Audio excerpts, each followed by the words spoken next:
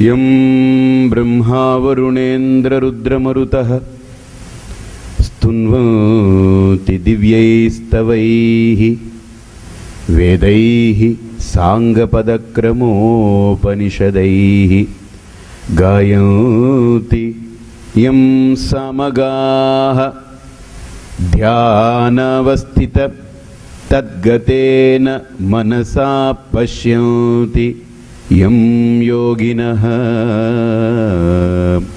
यस्यान्तं न विदुः सुराः असुरगणाः देवाय तस्मै नमः। न गुरोः अधिकं तत्त्वं न गुरोः अधिकं तपः तत्त्वज्ञानात् परं नास्ति तस्मै श्री गुरवे नमः। तस्मै శ్రీ గురవే నమః. ఒకరింట్లో దేవుడి గది ఉంది, ఆ దేవుడికి పీఠ ఉంది. అక్కడ ఏంటంటే చిన్నది శివలింగం పెట్టుకుని రోజు ఆయన అభిషేకం చేస్తూ ఉన్నాడు. అభిషేకం చేస్తూ ఉంటే అది ఏంటంటే ఏదో జరిగింది, అది ఖండమైంది. కొద్దిగా లింగం పాతది, పురాతనంగా ఎప్పుడో పెద్దవాళ్ళు ఇచ్చింది చేస్తున్నాడు, ఖండమైంది. ఇప్పుడు ఆ ఇంటికి ఒక బ్రహ్మగారు వెళ్ళి, అయ్యా ఈ శివలింగం ఖండమైంది, ఉండకూడదు ఇంట్లో, అది మంచిది కాదు, తీసుకెళ్ళి నదిలో విసర్జనం చేసి వేరే తెచ్చుకోండి అన్నారు. అయితే ముందు తీసేయాలి, ఇది ఉంచకూడదు. దీన్ని తీసుకుని కొంత జపం చేసి ఆ తమలపాకులో వాటిలో వీటిలో పెట్టి పుష్పాల్లో పెట్టి దాన్ని తీసుకెళ్ళి నదిలో విసర్జనం చేశారు. ఆయన శివలింగాని కోసం తిరిగారు. ఆయన ఎవరికో చెప్పెట్టారు, ఎక్కడైనా దొరికితే తెచ్చివ్వమని. ఓ 2 రోజులు 3 రోజులు పట్టింది, ఆలస్యమైంది. ఈ 3 రోజుల దాకా అక్కడ దేవుడు లేడు. ఆలోచించండి. మళ్ళీ 3 రోజుల తర్వాత శివలింగం పట్టుకొచ్చి పెట్టారు. నాకు ఒక డౌట్ వచ్చింది, ఈయన తీసేశాడు కదా, లేదు అక్కడ. మళ్ళీ రావడానికి 3 రోజులు పట్టింది. ఈ 3 రోజులు దేవుడు లేకుండానే వీడు బతికేశాడా? అక్కడ దేవుడు లేడా? చెప్పండి. మరి దేవుడు లేడని ఎందుకు అనుకుంటున్నాం? అంటే మన కంటికి కనపడే ఆ పదార్థం లేకపోతే దేవుడు లేడనుకుంటున్నాం. దేవుడు సర్వవ్యాపకుడండి. ఆ విగ్రహంలో ఆ విగ్రహం లేకపోయినా ఉన్నాడు. ఆయన సర్వవ్యాపకుడు. మన బుద్ధి పరిమితమైంది, భగవంతుని పరిమితంగా చూడాలనుకుంటున్నాం. కానీ పరమాత్మకు అటువంటి పరిమితత్వం లేదు. అందుకనే పరమాత్ముని ఎప్పుడైతే పరిమితం చేశామో మతాలు పుట్టుకొస్తాయి, మారణ హోమాలు మొదలవుతాయి, దౌర్భాగ్య భావాలన్నీ వస్తాయి. నా దేవుడే దేవుడు, మీ దేవుళ్ళు దేవుళ్ళు అసలు కానే కారు. నా మతమే నా మతం, మీ మతం మతం కాదు. నా సిద్ధాంతమే నా సిద్ధాంతం, మీకు అసలు సిద్ధాంతమే లేదు. మా ఆచారమే మాకు ఆచారం, మీకు ఆచారాలు లేవు. ఈ విమర్శలు, ఈ ప్రత్యర్థి భావాలు, ఈ వైరుధ్యాలు ఇవన్నీ ఎక్కడొస్తాయి? భగవంతుని కూడా పరిమితం చేస్తే. నాకు ఒక పాట బాగా నచ్చింది, దేవుడు చేసిన మనుషుల్లారా మనుషులు చేసిన దేవుళ్ళారా. ఎంత అద్భుతమైన పాట అది. వినండి మనుషుల గోల. భగవంతుడు మనిషిని తయారు చేస్తే ఆలోచించండి, వీడేం చేశాడు? దేవుడినే తయారు చేసి పెట్టాడు వీడు. కానీ దేవుడు చేసిన మనిషికి మనిషి చేసిన దేవుడికి ఎంత వ్యత్యాసం అంటే, దేవుడు మనిషిని చేస్తే ప్రాణంగా సచేతనంగా ఉంచాడు, కానీ దేవుణ్ణి మనిషి చేసినప్పుడు జడంగా చేశాడు. అది మన చేతిలో ఉండే శక్తి. అన్నీ ఉన్నాయి, వాడేమి లోటు చేయలేదు. ఈ మనిషిగా తయారు చేసుకున్నప్పుడు, తన్ను తాను మనిషిగా చేసుకున్నప్పుడు ఏ లోటు పెట్టలేదు. కానీ ఈ మనిషి అయిన తర్వాత వీడు దేవుణ్ణి చేయాలనుకున్నాడు. వాడికి ప్రజ్ఞ లేదు, అందులో బుద్ధి లేదు, పెరుగుదల లేదు, ఏమీ లేదు. జడం ఎలా పెడితే అలా ఉంటుంది. కాబట్టి దేవుడు చేసిన మనిషి గొప్పవాడా, మనిషి చేసిన దేవుడు గొప్పవాడా? దేవుడు చేసిన మనిషే గొప్పవాడండి. ఎందుకని? దీంట్లో ఏ లోటు లేదు, ఏ వెలితి లేదు, ఇది పరిపూర్ణంగా ఉంది ఇది. కానీ మనం గుర్తించలేకపోతున్నాం. మన అజ్ఞానంతో మనం అలా కప్పబడి ఉన్నాం. అందుకనే ఇక్కడ అంటాడు ఆయన, మమైవాంశో జీవలోకే జీవభూతః సనాతనః మనః షష్ఠాని ఇంద్రియాణి ప్రకృతిస్థాని కర్షతి. ఇక్కడ చాలా ఎక్సలెంట్ కాన్సెప్ట్ చెప్తున్నారు. ఆయన ఏమంటున్నారంటే, అజ్ఞానం వల్ల నేను ఈ ఉపాధిస్తున్నై ఉన్నాను, నేను అనే ఆ 2 అక్షరాలే మనకు ఉపాధి జీవుడికి. ఆ జీవుడి ఉపాధి ఏంటి? నేను. చూడండి, ఎక్కడైతే నేను అనేటువంటి స్పందన కలుగుతుందో అదే ఉపాధి జీవుడికి. ఎక్కడైతే నేను అని ఒక ఆలోచన బయలుదేరిందో అదే జీవుడి యొక్క ఉపాధి. ఆ నేను అనే 2 అక్షరాలు లేకపోతే దేవుడు, ఆ నేను అనేది పుట్టిందా జీవుడు. అందుకనే దేవాలయాల్లో కూడా తలుపులు ఉంటాయి, దేవుణ్ణి మూస్తూ తలుపులు ఉంటాయి. ఆ తలుపు ఒక్క తలుపు పెట్టకూడదండి, ఎప్పుడు 2 తలుపులు 2 రెక్కలు పెడతారు. అవునా? 2 తలుపులు 2 రెక్కలు ఇలా వేస్తారు. ఆ 2 రెక్కలేంటి? నే అనే ఒక రెక్క, నువ్వు అనే ఇంకో రెక్క. ఆ నేను అనేది కలిస్తే దేవుడు కనపడడు. నేననేది కలిసినంత వరకు దేవుడు కనపడడు. నే అనే అక్షరాన్ని, నువ్వు అనే అక్షరాన్ని తొలగించామా, నేను అనేది తొలగిందా, కనిపించేది దేవుడే. ఆ దేవుణ్ణి నన్ను వేరు చేసేది నేను అనే 2 అక్షరాల ఉపాధి. కాబట్టి నాకు పరమాత్మకు భేదం లేదు. నేను అనేటువంటి ఆ 2 అక్షరాలే జీవత్వాన్ని తెచ్చిపెడుతుంది. అందుకని అన్నమయ్య కూడా తెలిసితే మోక్షము, తెలియకుంటే బంధము అన్నాడు ఆయన. అజ్ఞానమే ఈ బంధానికి కారణం అన్నాడు. అందుకని ఇక్కడ పరమాత్మ కూడా చాలా అద్భుతంగా మమైవాంశః జీవలోకే జీవభూతః సనాతనః. ఎంత క్లీన్ కాన్సెప్ట్ చూడండి. మమైవాంశః జీవలోకే జీవభూతః సనాతనః. మనః షష్టాని ఇంద్రియాణి ప్రకృతి స్థాని కర్షతి. ఏం జరుగుతుంది ఇక్కడ అనంటే ఒక్క కాన్సెప్ట్ మీ ముందు పెడతాను, ఒక సైంటిఫికల్గా ఒక చిన్న అప్రోచ్. ఏంటంటే విజ్ఞాన శాస్త్రం బాగా పెరిగింది కనుక మన అజ్ఞానం ఎంత గొప్పగా ఉందో చూడొచ్చు. మనం విజ్ఞానం ఉంది కాబట్టి అజ్ఞానాన్ని కూడా మనం చూసుకోవచ్చు కొంత. ఎందుకని ఎక్కడ లైట్ ఉంటుందో దాని వెనకాలే చీకటి ఉంటుంది, ఇందాకనే కదా అనుకున్నాం. అలానే విజ్ఞానం ఎక్కడ ఉంటుందో అజ్ఞానం కూడా దాని వెనకాలే ఉంటుంది, ఎక్కడో ఉండదు.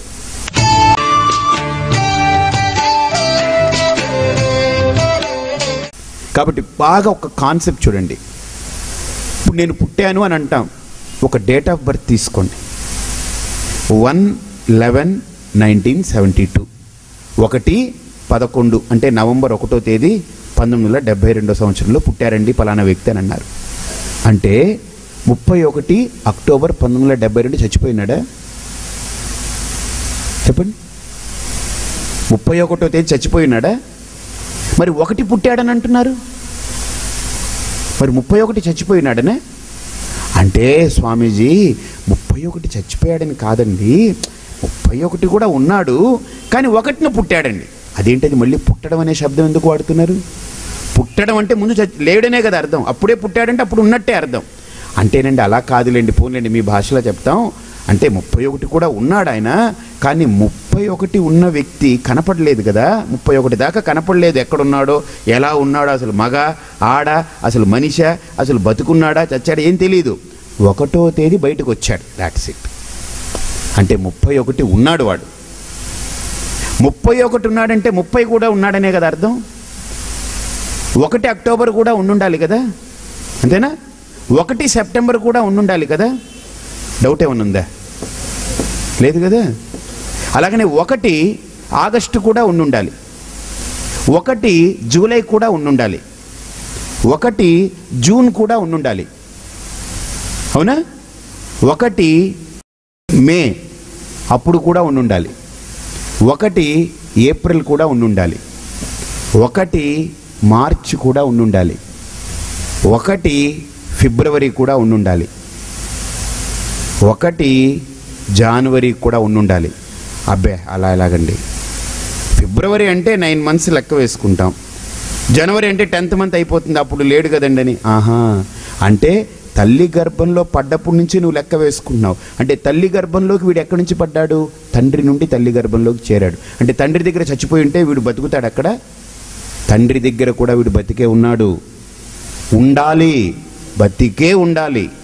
అక్కడ చచ్చిపోయి ఉంటే తల్లి గర్భంలోకి పనికిరాదు అక్కడ. అందుకని ఏమంటారు? కౌంట్స్ లేవండి, ఆ స్పెర్మ్ కౌంట్స్ లేవు, అక్కడ క్రిములకి ఆ కణాలకి శక్తి లేదు, అవి పోతున్నాయని అంటారు. కాబట్టి తండ్రి గర్భంలో కూడా ఆ జీవకణం బ్రతికే ఉండాలి. అంటే జనవరి 1 జీవుడు ఉన్నాడు అక్కడ. మరి డిసెంబర్ ఎక్కడున్నట్టు అతను? అంతకుముందు ఎప్పుడున్నట్టు గుర్తుపెట్టుకోండి, అప్పుడు ఉండుండాలి. అంతకుముందు నవంబర్ ఎక్కడుండాలి? ఉండుండాలి, ఎక్కడో ఉండాలి వాడు.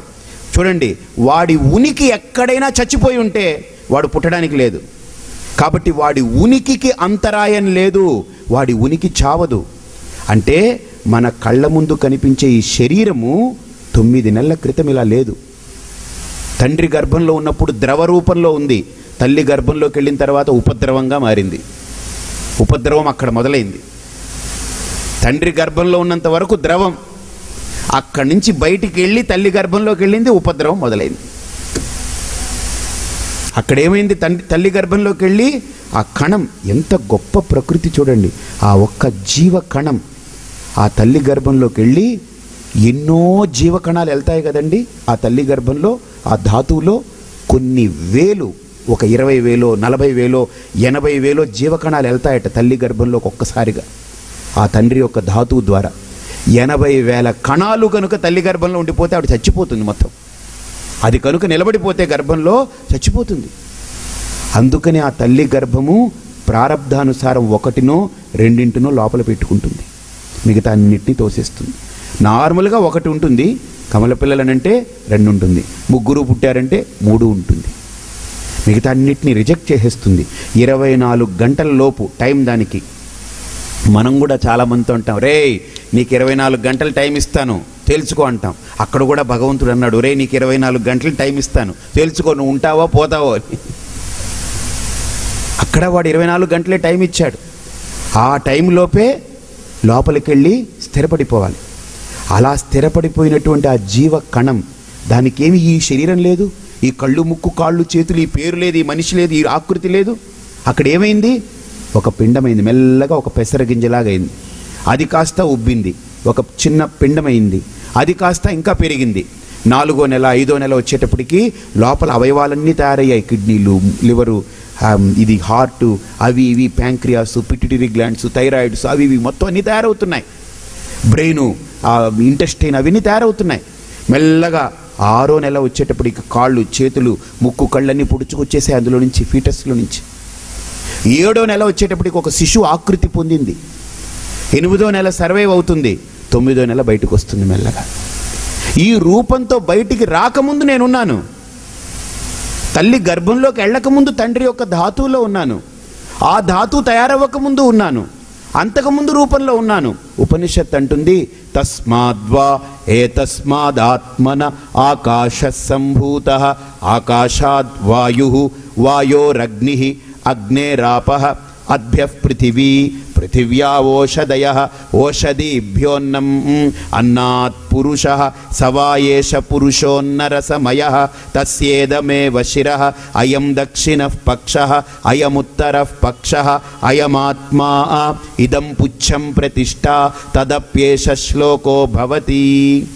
ఉపనిషత్ అంటుంది, ఏ అన్నమైతే తండ్రి తిన్నాడో ఆ అన్నం లోపలికి వెళ్ళి రసమవుతుంది, రక్తమవుతుంది, మాంసం, మజ్జ, మేద, అస్థి, ధాతు 7వది.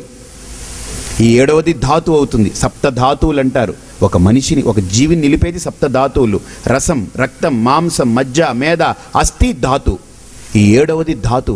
ఆ ధాతువులోనే జీవుడు పరిపూర్ణంగా వ్యక్తమై ఉంటాడు. అక్కడే వాడికి చలనం చాలా తీవ్రంగా ఉంటుంది. అది తల్లి గర్భంలోకి చేరుతుంది. ఆ తల్లి గర్భంలో జీవుడు వెళతాడు. వీడి ద్వారా చూడండి, ద్రవరూపంతో వెళతాడు వాడు. అందుకనే మనకు ఒక మంత్రం ఉంది. ఏంటి?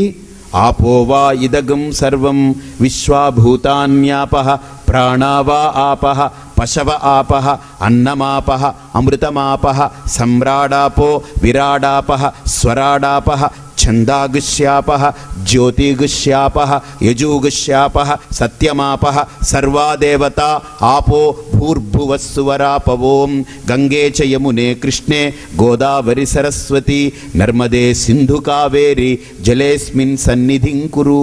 అంటే జీవుడు పుట్టింది జలం వల్ల. ధాతువు జలం కదా, ద్రవం, కెమికల్స్.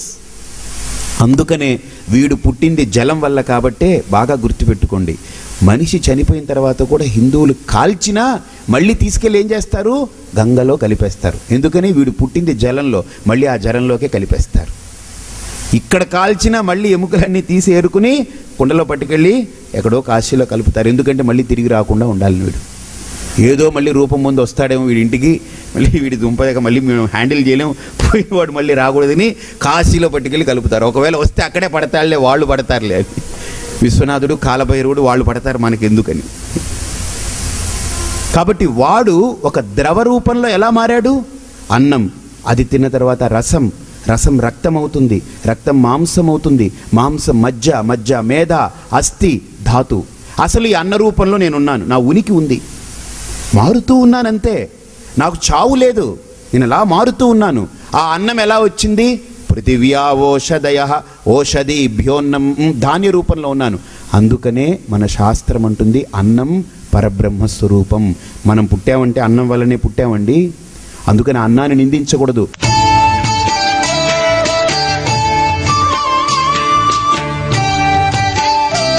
నేను బాగా ఆలోచిస్తే అన్నము ధాన్య రూపంలో ఉన్నా నేను. ఆ ధాన్యం వృక్ష రూపంలో ఉన్నప్పుడే ఉన్నాను. ఆ వృక్షం భూమిలో పడకముందే ఉన్నాను. ఆ భూమి నీరు రూపంలో ఉన్నప్పుడే ఉన్నాను. ఆ నీళ్లు అగ్ని రూపంలో ఉన్నప్పుడే ఉన్నాను. ఆ అగ్ని వాయు రూపంలో ఉన్నప్పుడే ఉన్నాను. ఆ వాయువు ఆకాశ రూపంలో ఉన్నప్పుడే ఉన్నాను. ఆకాశం పరమాత్మ నుండి వచ్చింది కనుక ఆ పరమాత్మ రూపంలో ఉన్నాను. నా ఉనికి ఎక్కడ పోలేదు. నేను అక్కడి నుండి కదులుతూ ఉన్నప్పుడు ఎక్కడైనా నేను చనిపోయి ఉంటే అసలు తల్లి గర్భంలోకి చేరలేను, ఈరోజు ఈ రూపం పొందలేను. కాబట్టి నా ఉనికి అక్కడి నుంచే ఉంది. బట్ చేంజింగ్, మోడిఫికేషన్, రూపాలు పొందుతూ ఉన్నాను. గుర్తుపెట్టుకోండి, తల్లి గర్భంలో నేను వెళ్ళాను, తరువాత ఒక పిండం తయారైంది నా చుట్టూత, ఒక లేయర్ తయారైంది. తరువాత దానికి కాళ్ళు, ముక్కు, కళ్ళు, చేతులన్నీ వచ్చాయి. గుండెకాయ తయారైంది, లివర్ తయారైంది. ఇవన్నీ నాకు తయారయ్యాయి. కానీ ఇవన్నీ తయారవ్వక ముందే నేనున్నాను కాబట్టి ఇవన్నీ తయారయ్యాయి. ఒకవేళ నేను కనుక తల్లి గర్భంలోకి వెళ్లకుండా, ఏ జీవి కణం తల్లి గర్భంలోకి వెళ్ళకపోతే లోపల పిండం తయారవుతుందా? అవ్వదు. లోపల ఆ జీవి వెళ్ళి తన చుట్టూతా ఈ శరీరం అనేటువంటి ఈ పిండాన్ని తయారు చేసుకుంటుంది ప్రకృతి. కాబట్టి ఆ జీవం ఉంది, ఆ జీవి ఉన్నాడు. కాబట్టి వాడి ఉనికికి భంగం లేదు. రేపు బయటికి వచ్చిన తర్వాత, ఇంత మనిషి అయిన తర్వాత ప్రాణం పోయిందనుకోండి, మనిషి కూడా చూడండి, చిన్నప్పుడు తల్లి గర్భం నుంచి బయటకు వచ్చాడు, ఏమీ తెలియదు, వాడలా పడుకుని ఉంటాడు. మెల్లమెల్లగా 6 నెలలకో 8 నెలలకో పాకుతుంటాడు, దోగాడుతాడు, మెల్లగా లేచి ఈ గోడ ఆ గోడ పట్టుకుంటాడు, బుల్లి నడకలు వేస్తాడు, మాట్లాడుతాడు, నిలబడతాడు, స్వతంత్రంగా తన పని తాను చేసుకుంటాడు, ఎదుగుతున్నాడు. అన్ని అవయవాలన్నీ మార్పు చెందుతున్నాయి, పరిణితి కలుగుతున్నాయి, పరిపక్వం అవుతున్నాయి, అన్నిట్లో చాలా చేంజెస్ వస్తున్నాయి. ఇంత మనిషి ఎదిగిన తర్వాత అలా ఎదుగుతూ ఒకరోజు పడిపోతున్నాడు, ప్రాణం పోతుంది. అయినా ఈ మనిషి ఉంటాడు. గుర్తుపెట్టుకోండి. ఎందుకని?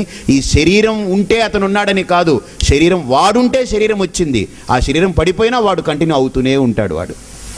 అందుకనే హిందూ ధర్మశాస్త్రాలు ఏ మతాలు ముట్టుకోలేనటువంటి అద్భుతమైన పునర్జన్మ వ్యవస్థ అనేది మన వాళ్ళు చక్కగా సిద్ధాంతీకరించారు. ఈ దేహం రాకముందే మనం ఉన్నాం, అందుకనే దేహం వచ్చింది. ఈ దేహం పడిపోయినా మనం కంటిన్యూ అవుతుంటాం. ఎందుకని? ఈ దేహం వల్ల నేను లేను, దేహం కంటే ముందు నేనున్నాను. అజో నిత్య శాశ్వత అయం పురాణ న హన్యతే హన్యమానే శరీరే. ఇప్పుడు అర్థమైందా? వాసాంసి జీర్ణాని యదా విహాయ నవాని గృహాతి నరోపరాణి. మళ్ళీ ఈ శరీరం పడిపోయింది, ఇక్కడ కాల్ చేశాం, అంత దహన సంస్కారం చేశాం, తీసుకెళ్ళి ఎముకలను ఇక్కడ కలుపు. ఇది మనం ఆడుకునే ఆట ఇక్కడ భూమి మీద. వాడు దీన్ని ఏం పట్టించుకోడు, వెళ్ళిపోతాడు వాడు ఇక్కడి నుంచి, బస్ అంతే. వాడు వెళ్ళిపోయి మళ్ళీ ఎక్కడికి వెళ్ళిపోతున్నాడు? మార్గాల ద్వారా 2 మార్గాలు చెప్తుంది ఇదే భగవద్గీత 8వ అధ్యాయంలో. అర్చిరాది మార్గము, ధూమ మార్గమని. వీడు చేసుకున్నటువంటి కర్మలను అనుసరించి వీడు పైకి వెళుతున్నాడు. పైకి వెళ్ళి ఎలా వెళ్తాడో కూడా ఇక్కడ చెప్తున్నారనమాట. ఎలా వెళ్తాడు అని అంటే, శరీరం యదవాప్నోతి యచ్చాప్యుత్క్రామతీశ్వర గృహీత్వైతాని సంయాతి వాయుర్గంధాని వాసయ.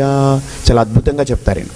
కాబట్టి ఇక్కడ ఈ శరీరం పడిపోయిన తర్వాత ఈ శరీరాన్ని ఇలా పొంది ఏం చేస్తున్నాడంటే, ఈ ఇంద్రియాలని, మనస్సునన్నింటినీ దగ్గర పెట్టుకుని ఈ ప్రపంచంతో బ్రతుకుతున్నాడు వాడు.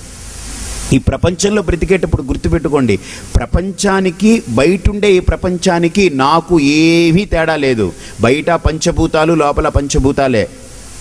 అందుకనే గుర్తుపెట్టుకోండి, మరణం అనే శబ్దం మన సంస్కృతంలో ఇచ్చింది ఎక్సలెంట్ పదం. మరణం అంటే మా పక్కన ఒక గీత పెట్టండి, ఇప్పుడు చదవండి. రణం అంటే ఏంటి? యుద్ధం. నిరంతరం మనం బ్రతికుండాలంటే యుద్ధం జరగాలి. ఎన్నో కొన్ని సెల్స్ చచ్చిపోతూ ఉంటాయి, ప్రతి క్షణం కొన్ని వేల కణాలు చస్తుంటాయి, కొన్ని కొత్త కణాలు పుడుతుంటాయి. చావడం పుట్టడం అంటే ఏంటి? యుద్ధం. అదొక ఫ్రిక్షన్. ఆ ఫ్రిక్షన్ అయితేనే మనం బ్రతికుంటాం, లేకపోతే మనం చచ్చిపోతాం. కాబట్టి మన వాళ్ళు అన్నారు, మరణం అంటే ఏంటి? రణం మా. ఇంక నుంచి ఆ సంఘర్షణ లేదు, ఇంక నుంచి ఆ పోరాటం లేదు, హాయ్. అది మరణం అంటే. Where you relax, that's it. అది పడిపోయిన తర్వాత తీసి మనం కాల్ చేస్తాం. మనవన్నీ తద్దినాలు, పిండాలు, ప్రధానాలు ఇవన్నీ ఇవన్నీ మన తంతు. వాడిక్కడ ఉండడు, వాడు వెళ్ళిపోతాడు. ఈ మనస్సు అనేటువంటి, ఈ ఇంద్రియాలు అనేటువంటి సూక్ష్మ శరీరాన్ని తీసుకుని వాడు వెళ్ళిపోతాడు. అందుకని ఇక్కడ అంటాడు, మనశ్శష్టానీంద్రియాణి ప్రకృతిస్థాని కర్షతి.